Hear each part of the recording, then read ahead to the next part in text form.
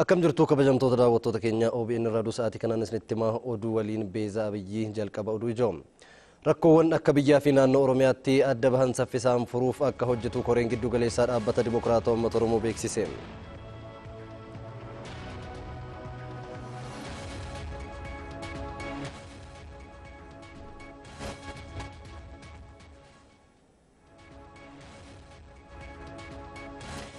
Qoqqobbii biyyoonni galoo galaana Kaataar irra ka'an irratti qorannoon akka gaggeeffamu dhaabbanni biyyoota gamtoomanii waamicha dhiyeesse.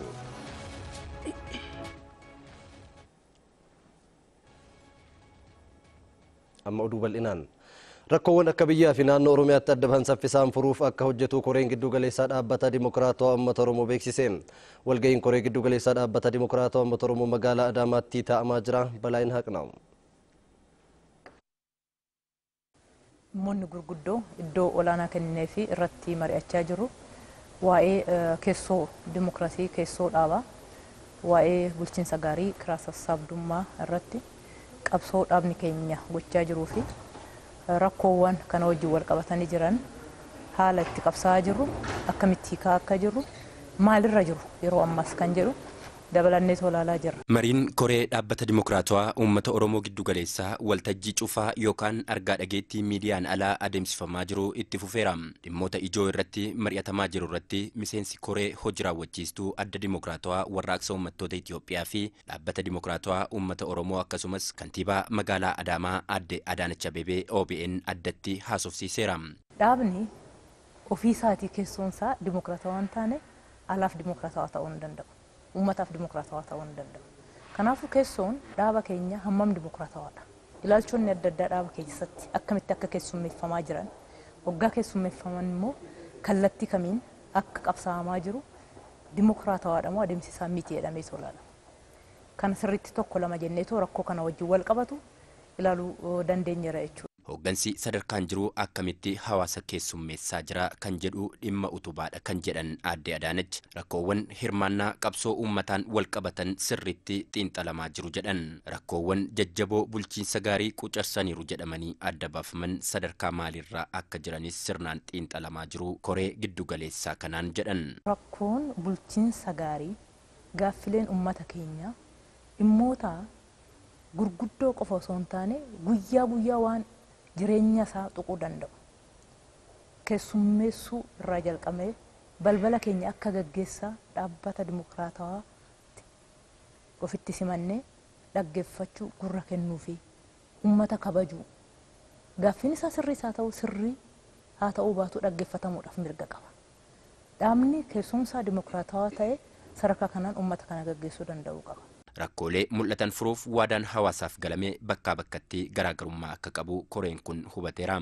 Danqaawwan rakkoowwan ijoo adda baafaman wayita furuuf socho'amuu mudatanis xiinxalamaniiru jedhan.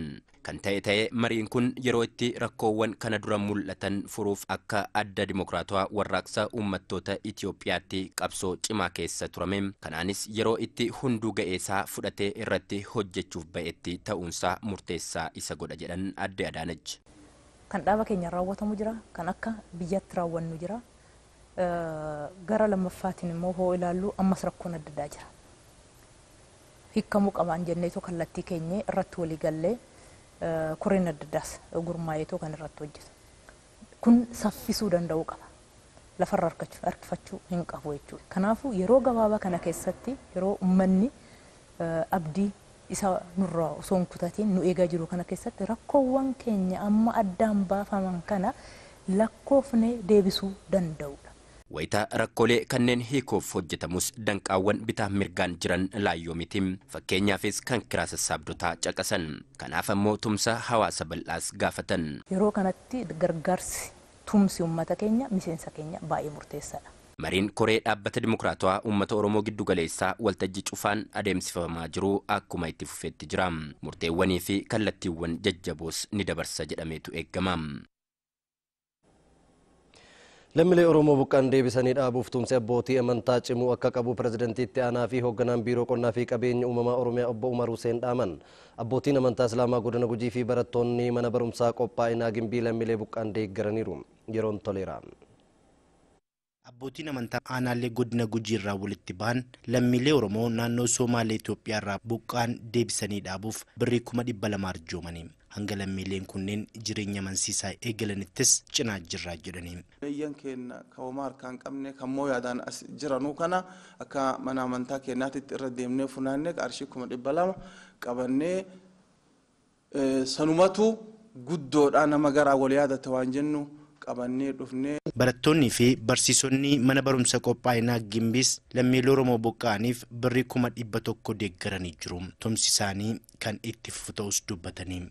Madda galii uummanne kuupoonii birrii 10 kan gurguramu kuupoonii kana qopheeffanneetu qarshii 100 lammii buqqaaniif gumaachuudhaaf barataa fi barsiisaa mana barumsaa qophaa'inaa Gimbii bakka buunee kana kennuu dhufnee jechuudha. Qindeessaan koree deeggarsa lammiilee buqqaanii Dr. Abarraa Dheeressaa abbootii amantaa godina Gujii fi barattootaaf barsiisota mana barumsaa qophaa'inaa Gimbii galateeffatanii jiru. Tokko taanee hamma jirri kun naqanii jireenya isaa jiraatanitti akkuma keenya akka isaan jiraatanitti gargaarsi keessan akkatti cimee deemu abdii guddaan qaba. Pireezidantii itti aanaa fi hoogganaan biiroo qonnaaf qabeenyummaa Oromiyaa obbo Umar Hussein Oromoota naannoo Somaalee Itoophiyaatti buqqaanitti jireenya horuuf tumsa lammiileen taasisaa jiran dinqisiifatanii jiru. Kanaa miti kanaa olillee odoo dhufee uummanni keenya gaafa tokko ta'e waa dandamachuu akka danda'u. Kanaa miti kanaa gadi yoo dhufes gaafa diigame waa dandamachuu akka hin dandeenye kanarraa baratee jira. Kanaaf tokkummaan nu jennu kun karaa hedduun hiikamaa, nagaa ofii eeguun hiikamaa, qabeenya qabanii wal bira dhaabbachuun hiikamaa, beekumsa qabanii wal bira dhaabbachuun hiikamaa, humna qabanii wal bira dhaabbachuun hiikama. Kana baranne natti fakkaata. Kabajamtoota daawwattoota keenya amma stuudiyoo keenya magaalaa Finfinneetti isin dabarsaa ana waliin gara boodaarraa walitti deebina. Galatoomi Beeza harka fuuni akka mul'atan kabajamtoota daawwattoota keenya stuudiyoo Finfinnee irraa oduu isaa kanaaf jennee qabnee dhiyaanne irraa aan Tagasfarraati. Lammiileen oomisha biyya keessaa qulqullina qabu akka fayyadamaniif miidiyaan beeksisuu fi barsiisuu qaba jedhan ministeera dhimmoota koominikeeshinii Dr. Nagarii Leencoo. Itoophiyaan guddina industirii maanifaakscharingiitiin jijjiirama gaariirra jirti. Oomishni sadarkaa isaa eeggates oomishamaa jira. Lammiileen keenya garuu oomisha biyya keessatti qulqullinaan oomishamu caalaa oomisha biyya alaatiif dursa kennu. Guddina kana itti fufsiisuuf oomisha qulqullina qabu oomishuu qofa osoo hin taane lammiileenis oomisha biyya isaanii fayyadamuu qabu jedhan. Miidiyaan oomisha qulqullina qabu biyya keessatti oomishamu beeksisuu fi barsiisuun ilaalcha lammiilee jijjiiruu irratti ciminaan hojjechuu qaba jedhan Dr. Nagariin. Waajjirri dhimmoota koominikeeshinii federaalaa oomisha biyya keessaa beeksisuu fi barsiisuu irratti ogeeyyiin miidiyaa koominikeetarootaa fi dhimmamtoota waliin mari'ateera. Abaataa Faayisaatu gabaase.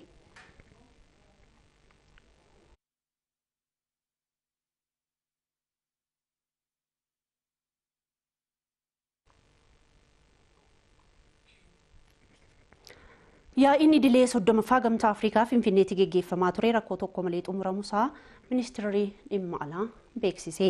Dubbii himaa ministeera dhimma alaa obbo Mallas Alam ibsa miidiyaaleef kennaniin yaa'iin idilee 30ffaa gamtaa Afrikaa Finfinneetti taa'amee karaa nagaatiin xumuramee jira. Yaa'ii kana milkeessuu keessatti jiraattonni magaalaa Finfinnee gahee guddaa qabus jedhanii jiru. Yaa'ii kana dureewwan biyyoota 49 ogeessonni miidiyaa biyyoota garaagaraa irraa dhufan 678 walumaa galatti namoonni 10,000 ol irratti hirmaatanii jiru jedhan. Yaa'iin kun Itoophiyaa keessatti geggeeffamuu isaatiin maqaa gaarii biyyattiin qabdu sadarkaa idil addunyaatti ijaaruu keessatti gahee guddaa qabas jedhaniiru.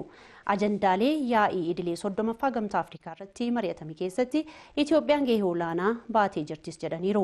Yaa'ii idilee 30ffaa gamtaa Afrikaa Finfinneetti geggeeffamaa ture kanarratti lammiilee Oromoo fi Somaalee sababa walitti bu'iinsa daangaatiin qe'ee fi qabeenya isaaniirraa buqqaaniif deeggarsi doolaara Ameerikaa miliyoona 10 kennamuusaa obbo Mallas himaniiru. Balaachoo Jabeessaatu gabaase.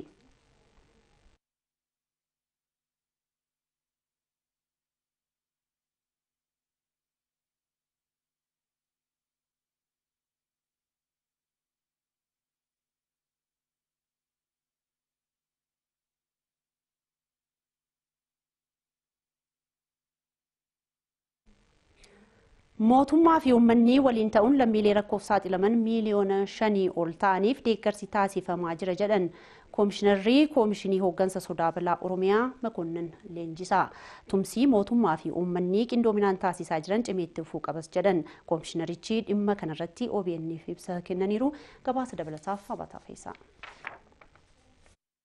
Baatiiwwan jaan darban kanatti sababa lagna Awaash guutee dambali'een aanaalee gammoojjii hedduu keessatti hongeen bu'uun Oromoonni naannoo Itoophiyaa Somaaleetii buqqa'uun namoonni miiliyoona 5 ol ta'an rakkoof saaxilaman. Mootummaa fi uummanni qindoominaan tumsa taasiseen deeggarsi biyya alaa tokkollee osoo hin taasifamne uummata rakkoof saaxilame baraaruun danda'ameera jedhan Koomishinarri Koomishinii Hooggansa Sodaa Balaa Oromiyaa Makonnin Leenjisaa.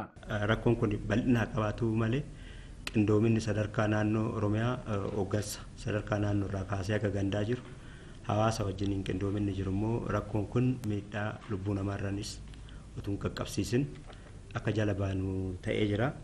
Karaa maallaqa miliyoona 900 fi miliyoona 24 namoota kana dhaabuudhaaf baankii baname keessas kan gale dabalatee meeshaa adda addaas bitamee kan geessines dabalatee maallaqni miliyoona 900 fi miliyoona 24 lammiidhaan mootummaadhaan sadarkaadhaan walitti qabamee kan gargaarsa taasifamaafii ture. Rakkoon bara kana ga'e kan baroota darbanirraa hedduu jabaa ture. Ta'us mootummaan naannoo Oromiyaa sirreeffama caasaa taasisuun fandii of eeggannoo dursee waan ramadeef uummannis deeggarsa walirraa hin cinne waan taasiseef lubbuu namoota miliyoonaan lakkaawamanii baraaruun danda'amee jedhan. Lammiilee Oromoo qe'ee isaanirraa buqqa'an deebisanii dhaabuuf marsaa duraatiif magaalota 11 keessatti manneen 11,000 tumsa abbootii qabeenyaa fi uummataatiin ijaaramee fi misoomawwan bu'uuraa hojjechuun haalli hojii mijeeffamaa fi jiraa jedhan. Namoonni kun deebisanii akka dhaabbatan hawaasni keenya qindoominaan uummanni Oromoo uummanni naannoo Oromiyaa keessa jiruu fi mootummaan naannoo Oromiyaa qindoominaan amma bal'inaan itti deemati kan jiru. Kanaaf deebisnee dhaabnee isaanis akka nama kamiitiyyuu hojiima isaanii duraan itti deebi'anii of danda'anii jiraatu kan jedhu abdii guddaadha kan qabnu. Kanaaf iddoo jiran irratti bakka jiran irratti akka deebisanii dhaabbatan godinaanis magaalonnis qindoominaan koree sadarkaan dhaabbatee itti deemamaati kan jiru. Lammiileen buqqaan kunneen jireenya idilee isaanitti hanga deebi'anitti tumsi taasifamaa jiru cimee itti fufuu qabas jedhan Koomishinarri Koomishinii Hooggansa Sodaa Balaa Oromiyaa Makonnin Leenjisaa. Abbaan taayitaa Aviyeeshinii Itoophiyaa Odiitii Nageenya Industirii Aviyeeshinii dhaabbanni sibiila aviyeeshinii idil addunyaa baaseen dhibba keessaa 69.53 argate jedhame. Qabxiin argate kun milkaa'ina olaanaa ta'uun abbaan taayitaa sibiila aviyeeshinii Itoophiyaa hime. Gabaasa dabalataaf Abrahaam Birruu.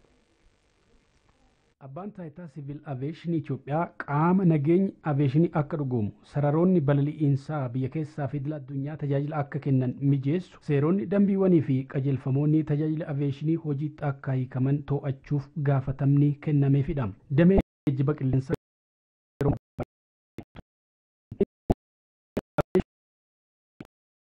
siviil aviyeeshinii idil addunyaa godheen bara faranjootaa dhibbarraa qabxii 64.7 kan argate abbaan taayitaa siviil aviyeeshinii Itoophiyaa bara faranjootaa 2017 dabarsinetti qabxii 69.53 argachuu daayirektarri olaanaan abbaa taayitaa siviil aviyeeshinii Itoophiyaa koloneel Wasaneel Hunanyaው ሚዲያatti himaniiru. qabxiin kunis milkaa'ina jabaa akka ta'e dubbatan. በራሳቸው ፍላጎት ኦዲት የሚደረጉት እንዳለ ሆኖ abbootiin taayitaa aviyeeshinii fedhiidhaan odiitii godhan jiru. Gariin yaaddoorraa ka'uun dhaabbanni siviil aviyeeshinii idil addunyaa oodiit godha. Keenya daandii xayyaaraa siiftiin isaa amansiisaa ta'e waan ta'eef oodiitii keessa nun galchine. Nutu gaafatee jennaan oodiit ta'e. Qabxiin keenyas 69.53dha. kun milkaa'ina guddaadha. Indastiriin aviyeeshinii biyyattii ammayyaa'ee teeknoolojii yeroon barbaadu waliin tarkaanfachuu irratti akka jiru koloneel Wasaneellaw himaniiru. በአንድ ረንዌይ በ3 ደቂቃ ዲፍረንስ ያርፋሉ። turtiin xiyyaarri qilleensa irra turu gadi bu'eera. Xiyyaarri tokko qubatee sarara tokko irratti xiyyaara biraa qubsiisuuf daqiiqaa 3 caalaa hin fudhatu. Dur daqiiqaa 15 fudhata ture. Kun boba'aa qusachuu fi faalama qilleensaa hir'isuuf qooda jabaa qaba. Walgahii hooggantoota biyyoota gamtaa Afrikaa tibbanaa irratti biyyoonni Afrikaa 22 qilleensa isaanii daandiiwwan xiyyaaraa Afrikaadhaaf bilisa gochuuf walii galuun isaanii ni yaadatama. Murteen kun daandii xiyyaaraa Itoophiyaatiif gabaa guddaa akka ta'e ኮሎኔል ወሰኔላው ይመኒሩ ለኢትዮጵያ አየር መንገድ ለመሳሰሉት ጠንካራ አየር መንገዶች የገበያ አክሰሳቸውን ይከፍታል። ዳንዲ ጥያራ ጭጭሞ akka Itoophiyaaf gabaa fida. Daandiin xiyyaaraa xixiqqoon ammoo muuxannoo ni qooddatu. Hanga yoonaa daandiin qilleensa Afrikaa harki 80 daandiiwwan xiyyaaraa Afrikaa hin ta'iniin dhuunfatamee akka jiru ragaaleen ni mul'isu. Egaan kabajamtoota daawwattoota keenyaa oduun istuudiyoo Finfinneetii qabnee dhiyaannee kanumaa gara Adaamaatti isin deebisa. Turtii gaarii. Tigistiin guddaa galateeffachaa oduuwwan jiran itti fufaa. Barattoonni fi barsiisonni mana barumsaa qophaa'inaa galaan barreeffamoonni magaalaa galaan keessatti barra'an dogoggora baay'atu jechuun qeeqan. Biiroon aadaa fi turizimii Oromiyaa immoo rakkicha maqsuuf hojjechaa jiraachuu beeksiseera. Seenaa Abbashuu dabalatasaa akka itti qopheesseera. Firaa'ol Dabalaa fi Maammed Kadir barattoota mana barumsaa qophaa'ina galaani afaan Oromoo akka dubbatamutti yoo hin barroone hiika addaa kennaa yookiin immoo hiika dhabeessa ta'a jedhu. Magaalaa galaan keessattis barreeffamoonni barjaalee seera afaanii eeganii barraa kan hin jirre ta'us taajjabneerraa jedhu. Afaan Oromoo keessatti yeroo hedduu qubeen takkattiin dheeressuu fi gabaabsuu irratti qubee takkattiin yoo keessa galamte hiika hedduu yookaan hiikkaan taane kennuu dandeessi. Haabee kan jedhu sun haaba kan jedhee jira. Barsiisaa Geettuu dhufeeraa achuma mana barumsaa qophaa'ina galaanitti barsiisaa afaan Oromooti. Barreeffama barjaalee irratti dogoggora mul'atu karaa adda addaan ibsu. Qubeen barreeffame sirrii ta'ee haalli caasaatiin jechoonni walitti qindaa'anii ta'anis rakkoo gurguddaa jira. Gama kana lamaan gurguddaadhaan ilaaluu dandeenya. Sana qofa miti gama haala guddina qubeen itti taa'u yookiin immoo foonti saayis kan jedhanii achirrattis rakkoo guddaa jira. Barreeffamni barjaalee akkas ta'uun ooluutiin dubbifamaa jira malee hiika qajeelaan miti jedhu. Barreeffamni afaan Oromoo akka abjuutiin hiikuutti dhufaa jira jechuudha. Fakkeenyaaf waa barreeffamee jira. Barreeffama sana yeroo dubbistu barreeffamni sun yookiin barreeffamu yoo hin dubbifamu yoo akka tasaa qajeelee dubbiste immoo hiika ni darbu. Hiika ni dabarsu hiika bakka sanatti barbaadame tun taane hiika bakka biraati. Rakkoo qubeessuu irratti afaan Oromoo mudachaa jiru afaan Ingilizii waliinis wal bira qabuun akkasitti ibsu barsiisaa Geettuun. Amma afaan Ingilizii barreessuuf baay'ee nama rakkisa. Sun akka tokkotti barreessee fidee sun akka tokkotti barreessee fidee booda walumatti fidanii addunyaa irra rabsan. Amma akkatti sana sirreessanii bakka tokko bifa tokko haala salphaa ta'een akka barraa'u gochuuf International Phonetic Association jedhanii dhaabbatanii baay'ee yaalii godhaa jiru garuu waan danda'amu hin fakkaatu. Kana jechuun yerootti hojjetuu dhabanii amma rakkoo guddaa erga seenanii booda ilaalanii fooyyessuuf yaalaa jiru. Afaan Oromoos yeroo muraasaa booda rakkoo keessaan baane keessa seenuu isaa beekamaadha yoo kun dafee furamuu baate jechuudha. Rakkoo barreeffama barjaalee irratti mudachaa ture sirreessuuf dambii fi qajeelfamni ifa ta'e dhabamuun hudhaa guddaa ture kan jedhan itti aanaa itti gaafatamaa waajjira aadaa fi turizimii magaalaa Galaan obbo Tafarraa Daandiiti. Karaa biiroo aadaa fi turizimii Oromiyaatiin qajeelfamni dambiileen qophaa'ee gannuuf bu'ee jira. Sasanarra dhaabbannee bara kana keessatti keessumattuu barjaalee magaalaa keenya keessa jiran tokko tokko irra deemnee haalli gadi buunee itti sakatta'aa ture jira jechuudha. Rakkoon kun babal'achuu kan danda'e xiyyeeffannaan itti kennamuu dhabuu fi akkuma dogoggoraattis ilaalamuu dhabuurraati. Kana malees dhaabbileen beeksisa irratti eeyyama fudhatanii dhimma kana irratti hojjechaa jiran hubannoo afaan Oromoo kan hin qabnedha jedhaniiru. Kanaafis hojmaata isaa irra deebi'uun kan qindeessinu ta'a jedhaniiru obbo Tafarraan. Hooggantuun biiroo aadaa fi turizimii Oromiyaa adde Loomii Badhoo gama isaaniin rakkichi baroota dheeraaf kan ture ta'us haala ittiin maqsuun danda'amu irratti hojjechaa jiraachuu dubbataniiru. Hundi kan keenya tokko taanee waliin taanee tokkummaa kan keenya cimsine dhiibbaa fi dogoggora kamiyyuu afaan keenya irratti seenaa keenya irratti raawwatamu irratti qajeelfama jiruun seera jiruun deeggaramne hojiitti akka geeddaramuuf tumsa taasisuu qabnu caasaa sadarkaadhaan jiruun waliin taanee taasisuu qabna. Oduu gaddaa. Godina Booranaa magaalaa Yaabalootti gaggeessaa cimaa fi quuqama jijjiirama hawaasaaf hojjechaa kan turan obbo Kaanuu Jiloo du'aan addunyaa kanarraa boqotan. Obbo Kaanuu Jiloo godina Booranaa aanaa Dirree Ganda Sooddaatti kan dhalatan yoo ta'u, seenaa jireenyaa isaanii keessatti nama kabajamaa, jaallatamaa fi quuqama hawaasaa qabanidha jedhan namoonni sadarkaa garaagaraatti isaan waliin hojjechaa turan.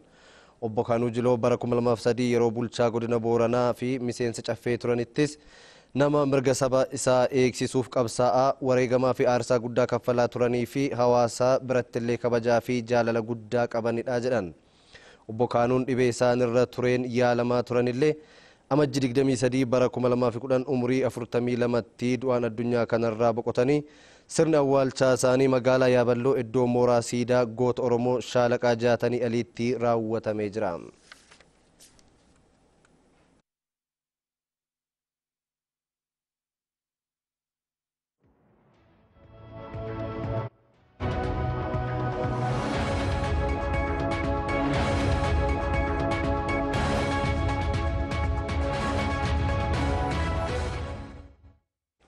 Oduu biyya alaa keessaa qoqqobbii biyyoonni galoo galaanaa Kaataar irra ka'an irratti bu'aa qorannoo argamee dhaabbati biyyoota gamtoomanii akka hojiirra oolchuuf gaafatame. Gabaasa Aljaziiraa Yohaannis Bantee akka nutti qindeesseera. Kaatar shororkeessitoota deeggarti jechuun biyyootni Arabaa afur hariiroo dippiloomaasii, daldalaa fi imalaa baatii 8 dura irra kaa'uun isaanii yaadatama. Qoqqobbiin biyyootni ollaa wal ta'uun Dohaa irra kaa'an bu'uura seeraa kan hin qabnee fi balaa hamaa lammiilee biyyattii irratti aggaamamedha jedhan koreen mirga namoomaa Kaatar. Kanaaf dhaabbatni biyyoota gamtoomanii dhimmicha irratti qorannoo hatattamaa akka taasisuuf waamicha dhiyeessaniiru. Koreen mirga namoomaa biyyoolessaa Kaatar akka komishiniin mirga namoomaa dhaabbata biyyoota gamtoomanii bu'aa qorannoo gabaasa adoolessaa Saawud Arabiyaa, Yuunaayitid Arab Emireets, Bahareenii fi Ijipti wal ta'uun bu'uura seeraa tokko malee loogii fi waraanni diinagdee Kaatar irratti akka banamu taasisaniiru. Akka bu'aan qorannoo komishinii mirga namoomaa dhaabbata biyyoota gamtoomanii agarsiisutti qoqqobbiin biyyoota kunneeniin biyyattii irra kaa'ame lammiilee obbolaa kan gargar qoode, haqa qabeessa kan hin taanee fi qaxanicha guutummaa rakkoof kan saaxiledha. Biyyootni kunneen ragaa qabatamaa tokkollee osoo hin dhiyeessin Dohaa yakkamtuu taasisanis biyyattiin ammas himannaan kun bu'uura seeraa kan hin qabne ejjennoo jedhu qabdi. Biyyootni galoo galaanaa kunneen qoqqobbii kana kaasuuf Kaatar miidiyaa Aljeeziraa cufuu, hariiroo Iraan waliin qabdu daangessuu, buufata loltuu Tarkish biyya ishee keessaa ari'uu dabalatee ulaagaalee 13 haal duree tokko malee akka raawwattu gaafatanii turan. Haa ta'u malee Dohaan gochi kun walabummaa biyyattiin kan wal qabate jechuun fudhatama dhabsiisuun ishee ni yaadatama. Koreen mirga namoomaa biyyoolessaa Kaatar akka komishiniin mirga namoomaa dhaabbata biyyoota gamtoomanii yaalii dhimmicha hiikuuf taasisaa jiru cimsee akka itti fufuu qabu ibsa roobii baaseen gaafateera. Rakkoon kun biyyoota kunneen gidduutti osoo hin uumamin dura lammiileen biyyoota galoo galaanaa bilisummaan biyya tokkorraa kan birooti barootaaf imalaa turan. Oduu xumurreerraa nu daawwachuu keessaniif galata argadhaa. Qophiilee keenyatti fufan waliin nagaan tura.